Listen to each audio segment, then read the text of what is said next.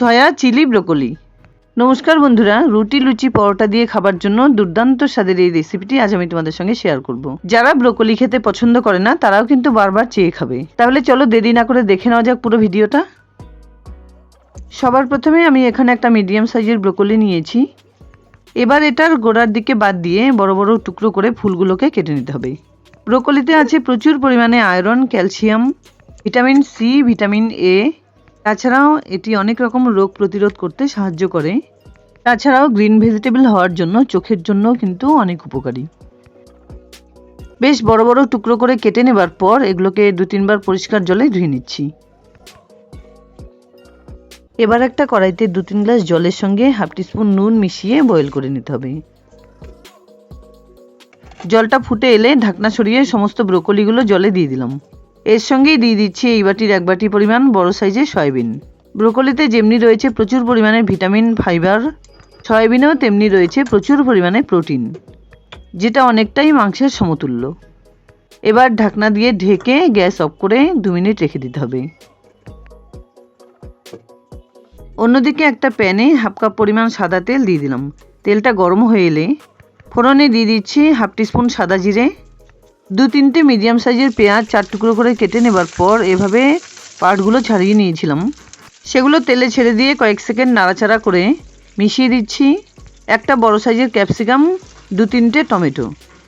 সমস্ত সবজিগুলোই কিন্তু এরকম একটু বড় বড় করে স্কোয়ার করে কেটে নিতে হবে। এবার এর সঙ্গে মিশিয়ে দিলাম নিজেদের স্বাদ অনুযায়ী 3-4টে লঙ্কা কুচি। একটু নাড়াচাড়া করে এর সঙ্গে মিশিয়ে দিচ্ছি 2 টেবিল স্পুন আদা রসুন বাটা। অন্যদিকে 2-3 মিনিট ঢেকে রাখার পর গরম জল থেকে ব্রোকলি আর সয়াবিনগুলোকে তুলে নিয়েছিলাম, এবার সেগুলোকে এর মধ্যে মিশিয়ে দিলাম। হালকা করে একটু নাড়াচাড়া করে এগুলোকে একটু সাঁতলে নিতে হবে। কিছুক্ষণ পর এর সঙ্গে মিশিয়ে দিচ্ছি পরিমাণ মতো নুন, হাফ চা চামচ গোলমরিচ গুঁড়ো, 1 চা চামচ চিনি, 1 টেবিল চামচ সয়া সস, 2 টেবিল চামচ টমেটো কেচাপ। এবার খুব ভালোভাবে সব কিছু একসঙ্গে করে নাড়াচাড়া করে ঢেকে 2 থেকে 3 মিনিট মিডিয়াম ফ্লেমে এটাকে রান্না করে নিতে হবে। এবার ঢাকনা খুলে আবারও একটু এভাবে নাড়াচাড়া করে রান্না করে নিতে হবে, ততক্ষণ না পর্যন্ত সমস্ত সবজিগুলো অনেকটাই সেদ্ধ হয়ে আসে।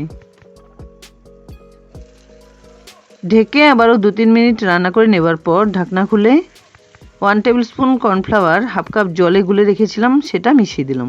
এই রেসিপিতে কোনো রকম হলুদ, জিরে, ধনে গুঁড়ো ব্যবহার করছি না, আর কোনো রকম এক্সট্রা জলের ব্যবহারও করছি না। সেসব ছাড়া এই রেসিপিটি খেতে কিন্তু অসাধারণ হয়।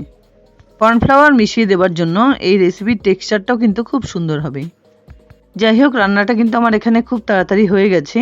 এবার এটাকে নামিয়ে সার্ভ করে দেখিয়ে দিচ্ছি। যাই হোক, দুর্দান্ত স্বাদের একটি রেসিপি সয়া চিলি ব্রোকলি আমার এখানে রেডি অ্যান্ড সার্ভড। আশা করছি বন্ধুরা আমার এই রেসিপিটি তোমাদের খুব পছন্দ হয়েছে। যদি এতটুকুও ভালো লেগে থাকে তাহলে প্লিজ ভিডিওটাকে একটা লাইক করো, শেয়ার করো ফ্যামিলি ফ্রেন্ডসদের সঙ্গে। আর আমার চ্যানেলে নতুন বন্ধু হয়ে থাকলে প্লিজ চ্যানেলটাকে সাবস্ক্রাইব করে পাশে থাকা বেল আইকনটা অলে করে দিও, যাতে আমার আপলোড করা সমস্ত ভিডিওর নোটিফিকেশন সবার আগে তোমাদের কাছে পৌঁছে যায়। দেখা হচ্ছে নতুন কোনো রেসিপি নিয়ে। ভালো থেকো, ধন্যবাদ।